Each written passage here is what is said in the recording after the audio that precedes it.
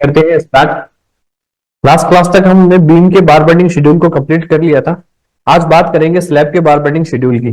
ठीक है, तो स्लैब के बार बेंडिंग शेड्यूल के अंदर सबसे पहले जो अपने बात करेंगे आज क्रैंक बार की। आज की क्लास का जो टॉपिक रहेगा वो रहेगा क्रैंक बार। ठीक है, क्रैंक बार की कैलकुलेशन को कैसे करना है, क्रैंक बार के लिए अपने को कटिंग लेंथ को कैसे कैलकुलेट करना है, उसकी अपने बात करेंगे। ठीक है, तो आपकी क्रैंक बार जो बेसिकली इस तरह से इंक्लाइंड होती है बार, वो अपनी क्रैंक बार होती है। ठीक है, स्लैब के अंदर जो प्रोवाइड होती है। तो क्रैंक बार को जो कैलकुलेट करने का जो फॉर्मूला है, कटिंग लेंथ का जो फॉर्मूला है, वो है टोटल स्पान प्लस 0.42h। ठीक है, यानी कि टोटल स्पान के अंदर अपने को ऐड करना है 0.42h। ठीक है, तो यहाँ पे 0.42h जो है यहाँ पे, ये देखो ये वाला जो पार्ट है ये है h। तो इस h की वैल्यू को कैसे कैलकुलेट करना है, बेसिकली आज की क्लास जो है इसके बारे में। ठीक है, तो अब मैं एकदम जीरो से आपको स्टार्ट करता हूं। जैसे यहाँ पे अपने डायग्राम से सबसे पहले चीज को समझते हैं कि यहाँ पे मेरा जो एक स्लैब का क्रॉस सेक्शन बना हुआ है।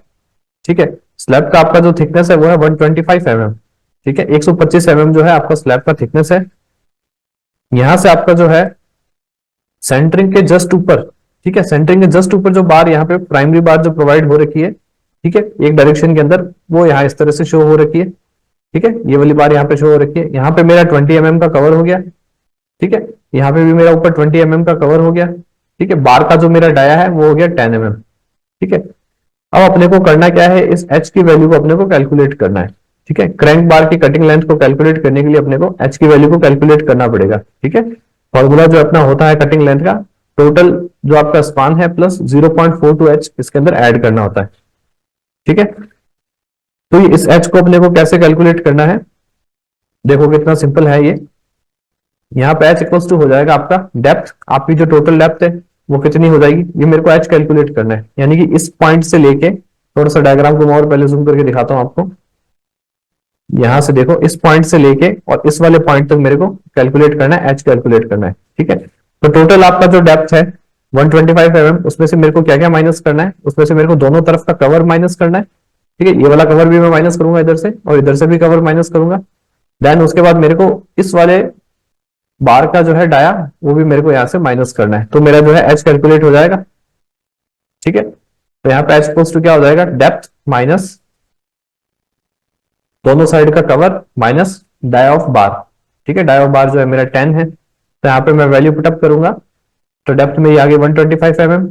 दोनों तरफ का कवर मेरा हो गया 2020। ठीक है, और डाया ऑफ बार जो मेरा डाया जो है वो 10 है। ठीक है, तो एच मेरा कितना कैलकुलेट हो गया, 75 mm। तो यहाँ पे जो एच आपका कैलकुलेट हुआ है वो हुआ है 75 mm। ठीक है, अब ये तो आपका एच जो हुआ है, जो अपने कैलकुलेट किया है 75 mm, ये अभी एच कैलकुलेट किया है अगर आपका मान लो सिंगल डायरेक्शन में अगर आपको प्रोवाइड करनी हो, या मैं कहूंगा वन वे स्लैब का केस हो तो। ठीक है, ये वाली बार जो है कौन सी बार है, जो सेंटरिंग के जस्ट ऊपर मैंने प्रोवाइड की है, जो प्राइमरी बार है मेरी। उसके बाद में मेरी दूसरी डायरेक्शन के अंदर सेकेंडरी जो बार है वो भी आएगी। सेकेंडरी बार आएगी तो वो इससे जस्ट ऊपर प्रोवाइड करूंगा मैं। ठीक है, तो उसके लिए मैंने एक अलग डायग्राम बनाया है। ठीक है, तो इसके अंदर ये आप एक तरह से ये बोल सकते हो ये वन वे का डायग्राम हो गया। ठीक है, एक डायरेक्शन में इसमें प्रोवाइड किया। आप देखो इसके अंदर ये वाली आपकी जो स्टील बार आ रही है, इसका अगर मान लो क्रॉस सेक्शन आप देखोगे तो आपको यहां से इस तरह से कुछ दिखाई देगा। ये देखो ये वाली जो आपकी बार है, ठीक है, इसको अगर मैं दूसरे सेक्शन से देखूं तो मेरे को ये यहाँ पे प्रोवाइड जो हो रखी है बार, ये वाली यहाँ पे विजिबल हो रही है। ठीक है, तो इसके जस्ट ऊपर जो मैं सेकेंडरी बार प्रोवाइड करूंगा, ठीक है, अदर डायरेक्शन के अंदर प्रोवाइड करूंगा, उसके लिए एच की वैल्यू कैसे कैलकुलेट करेंगे। ठीक है, तो उसके लिए एच की वैल्यू कैसे कैलकुलेट करेंगे, उसके अंदर देखो क्या चीज चेंज हो जाएगा। सबसे पहले आपका कवर है, देखो यहाँ पे ये जो कवर है इसके ऊपर अपनी ये वाली बार आ रही है, तो यहाँ पे कवर के ऊपर आपकी ये वाली बार चल रही है जो अपने प्राइमरी बार्स थी। ठीक है, उसके ऊपर उसके बाद दूसरे डायरेक्शन के अंदर मैंने ये वाली बार्स प्रोवाइड की है, तो इसमें यहाँ पे मेरा कवर आ गया, और इस तरह से ये मेरा स्लैब का कंप्लीट डायग्राम हो गया। ठीक है, तो इसके अंदर एच में कैसे कैलकुलेट करूंगा, H equals to total depth. ठीक है, टोटल आपकी जो डेप्थ हो गई वो, उसके बाद दोनों तरफ का कवर में माइनस करूंगा। ठीक है, 20 mm यहां से माइनस करूंगा, 20 mm यहां से माइनस करूंगा, minus dia of bar. Dia of bar जैसे अपने ऊपर माइनस किया था इसमें भी माइनस करूंगा, बट इसके अंदर चेंज क्या होगा, पहले वाले फॉर्मूले से, पहले वाले फॉर्मूले के अंदर सिर्फ अपने डाया ऑफ बार जो है यहां से माइनस किया था, इसके अंदर आपको ये वाला बार का डाया भी माइनस करना है, और minus dia of bottom bar. ठीक है, बॉटम बार का डाया भी आपको इसके अंदर माइनस करना पड़ेगा। ठीक है, तो इसके अंदर क्या हो जाएगा, एच जो है वो 65 mm हो जाएगा, यानी कि एच की वैल्यू जो है वो सेकेंडरी आपकी जो बार्स आएगी उसके लिए कम होगी और प्राइमरी जो बार होगी उसके लिए थोड़ी ज्यादा होगी, बिकॉज जो बार सबसे नीचे प्रोवाइड हो रही है, ठीक है, जो बार आपकी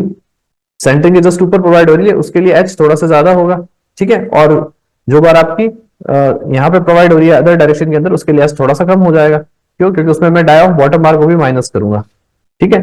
तो यहाँ पे अपना एच जो है वो क्या हो जाएगा 125 mm, आपकी कंप्लीट थिकनेस हो गई, दोनों तरफ का कवर मैंने माइनस कर दिया, डाई ऑफ बार यहाँ पे भी 10 mm है और यहाँ पे इन बार्स का डाया जो है ये भी मेरा कितना है 10 mm है, तो दोनों को मैंने माइनस कर दिया तो एच आ गया आपका 65 mm, ठीक है, तो होपफुली आपको समझ में आ गया होगा कि दोनों एच जो है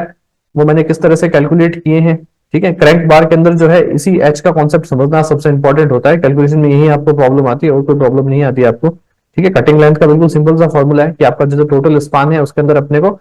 0.42 एच को ऐड करना है, ठीक है, ये फॉर्मूला आपका कोड से आप देख सकते हो, ठीक है, आईएस कोड से ही अपन इस फॉर्मूले को लिया है, तो यहाँ पे आपको दोनों एच को किस तरह से कैलकुलेट करना है ये कॉन्सेप्ट आपको पूरा समझ में आ गया है, ठीक है, उसके बाद क्रैंक बार को लेके अपना जो साइट पे इसको जब एग्जीक्यूट करते हैं, ठीक है, उस टाइम पे क्रैंक बार कैसे कैलकुलेट करेंगे उसका भी मैं आपको थोड़ा सा एक डिस्क्रिप्शन देता हूं, देखो ये जो डायग्राम है आपका यहाँ पे क्रैंक वाले पोर्शन को मैंने थोड़ा सा जूम करके, ये वाला जो पोर्शन आ गया आपका इसको मैंने थोड़ा सा जूम करके और अच्छे से बनाया है, देखो यहाँ पे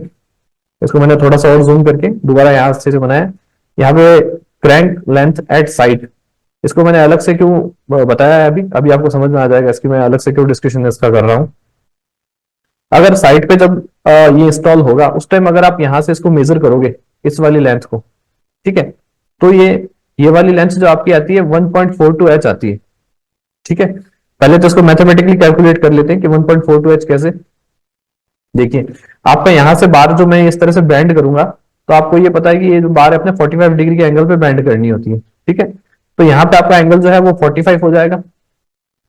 और यहाँ पे जो मेरा एंगल है, ठीक है, ये वाला एंगल तो 90 ही रहेगा, ये 45 है ये 90 है, तो ट्राइंगल का तीसरा एंगल क्या होगा 180 में से मैं इन दोनों को माइनस कर दूंगा तो ये वाला एंगल भी मेरा 45 निकल जाएगा, ठीक है, अब सिंपली ये एंगल भी आपका 45 है और ये एंगल भी आपका 45 है, ठीक है, तो दो एंगल जब इक्वल होंगे तो उनके उनकी जो दो साइड्स है वो भी मेरी इक्वल होगी, तो ये एच है तो ये भी आपका वैल्यू जो है कितना हो जाएगा एच हो जाएगा, ठीक है, ये दोनों वैल्यूज अगर आपकी एच हो गई, अब मेरे को यहां से पाइथागोरस थ्योरम लगा के ये वाली लेंथ मैं कैलकुलेट कर सकता हूं, जो मेरी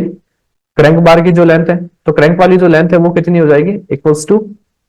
under root of H square plus H square, ठीक है, नॉर्मल मैंने पाइथागोरस थ्योरम वाला जो है फॉर्मूला अप्लाई किया है, देन 2 एच स्क्वायर होगा 2 अंडर रूट हो जाएगा एच और ये आप कैलकुलेशन आप समझ जाओगे 1.42 एच, तो साइड पे जब आप इसको मेजर करोगे तो ये आपका कितना आना चाहिए 1.42 एच, ठीक है, तो सिंपली क्रैंक लेंथ जो है साइड पे आप मेजर करोगे तो 1.42 एच आनी चाहिए, ठीक है, इसका मैंने डिस्कशन अभी इसी क्लास के अंदर क्यों रखा है अब मैं आपको ये समझाता हूँ, क्योंकि स्टूडेंट्स को बेसिकली कंफ्यूजन रहता है कि यहाँ पे साइड पे जब इसको मेजर कर रहे हैं तो ये 1.42 एच है और यहाँ पे जब अपन ने फॉर्मूला लगाया था यहाँ यहाँ अपन ने ऐड किया था 0.42 एच, ठीक है, यहाँ पे अपना टोटल स्पान प्लस अपन ने क्या ऐड किया था 0.42 एच, और साइड पे जो आप इसको कैलकुलेट कर रहे हो तो ये 0.42 एच नहीं आके 1.42 एच आ रहा है, ठीक है, तो इस वाले कंफ्यूजन को क्लियर करने के लिए कि जब आप थ्योरेटिकली इसको कैलकुलेट करते हो आईएस को इंडियन स्टैंडर्ड ने जो फॉर्मूला दिया है 0.42 एच, ठीक है, वो और ये जो है अलग नहीं है बिल्कुल सेम ही है, बस एक छोटा सा कॉन्सेप्ट मैं आपको बताऊंगा, स्टूडेंट्स को काफी डाउट रहता है इसके अंदर, तो उसको आप अच्छे से सुनना, मैं आपको क्या कह रहा हूँ उसमें छोटी सी चीज आपको समझ में आ जाएगी कि ये चीजें अलग अलग क्यों है, थ्योरेटिकली फॉर्मूले के अंदर आपका यहाँ पे 0.42 एच क्यों आ रहा है, ठीक है, और आप साइड पे जब इसको मेजर करते हो यहां से तो ये 1.42 एच क्यों आ रहा है, ठीक है, देखो सिंपल सी बात है, आप यहां पे डायग्राम के अंदर आ जाओ, इस डायग्राम को एक बार अच्छे से देखो, यहां पे अगर ये बात जो है इस तरह से बीच में इंक्लाइन नहीं होती बिल्कुल स्ट्रेट होती तो लेंथ को निकालना बिल्कुल सिंपल था, तो मैं क्या करता टोटल लेंथ को सीधा सीधा कैलकुलेट कर लेता, बट यहाँ पे क्या होगा कोई यहाँ पे ये बात थोड़ी सी इंक्लाइंड हो गई है, इंक्लाइंड होने से क्या होता है अब कोई भी चीज को आप अगर इस तरह से मेजर करोगे, ठीक है, मान लो आपके जैसे घर में टीवी भी है ठीक है, टीवी में भी आप क्या कर रहे हो कि आप ऐसे लेंथ और विड्थ देखते हो तो वो अलग आएगी, और डायगोनल जो होगा वो क्या होगा, डायगोनल जो होगा वो हमेशा ज्यादा होगा। ठीक है, तो डायगोनल कितना ज्यादा होगा वो अपन ने फॉर्मूले से मैथमेटिकली कैलकुलेट कर सकते हैं, 0.42h। ठीक है, 0.42h। तो आपका जो टोटल स्पान है उसके अंदर जो है ये h तो काउंट हो गया है। ठीक है, बट कितना इंक्रीज और हुआ है ये, ठीक है, स्ट्रेट जो लेंथ है वो आपकी एच जो है वो तो काउंट हो गई है, बट कितना इंक्लाइंड होने के कारण कितना ज्यादा इंक्रीज हुआ है वो हुआ है 0.42h। ठीक है, अब साइड पे जब आप इसको करते हो, ठीक है, साइड पे मेरा क्या होगा, साइड पे आपका एच भी काउंट होगा और 0.42h भी काउंट होगा, तो h प्लस 0.42, अगर प्रैक्टिकली इसकी बात करें तो भी देखो ये 1.42h, इस तरह से मैं कैलकुलेट कर रहा हूं इसको, और फॉर्मूले से आप कैलकुलेट करोगे तो भी 1.42h आएगा। ठीक है, तो समझने का कॉन्सेप्ट इसमें मैं थोड़ा सा और इसको समराइज कर देता हूँ, थोड़ा सा अगर कॉम्प्लिकेटेड हो गया है इस समझने में तो। ठीक है, थोड़ा सा बीबीएस की जो है ये थोड़ा सा एडवांस लेवल की बात है। ठीक है, बेसिकली जब भी आप इसको कटिंग लेंथ का जब कैलकुलेशन करोगे, ठीक है, फॉर्मूला आप बेसिकली कौन सा लगाओगे, टोटल स्पान प्लस 0.42h। ठीक है, कैलकुलेशन करते टाइम आप ये फॉर्मूला लगाओगे, 0.42h को ही ओनली ऐड करोगे। ठीक है, क्यों, क्योंकि एच जो है वो आपका जो टोटल स्पान है उसके अंदर ऐड हो चुका है, देखो ये भी एच है मेरा और ये वाला भी एच होता है, अभी अपन ने कैलकुलेट किया, तो ये वाला जो एच है वो टोटल स्पान के अंदर ऑलरेडी ऐड हो चुका है। ठीक है, तो मेरे को एक्स्ट्रा जो इंक्लाइंड होने के कारण जो ऐड करना पड़ रहा है वो है 0.42h। ठीक है, अगर इस एच को भी मैं इसमें ऐड करता तो एच प्लस 0.42h कितना हो जाता, 1.42h हो जाता। ठीक है, थ्योरेटिकली अपने 0.42h ही करेंगे, बट साइट पे जब आप इसको इंस्टॉल कर रहे होगे उस टाइम जब आप मेजर करोगे तो आपका ये वाली वैल्यू कितनी आएगी, तो ये वैल्यू आपकी आएगी 1.42h।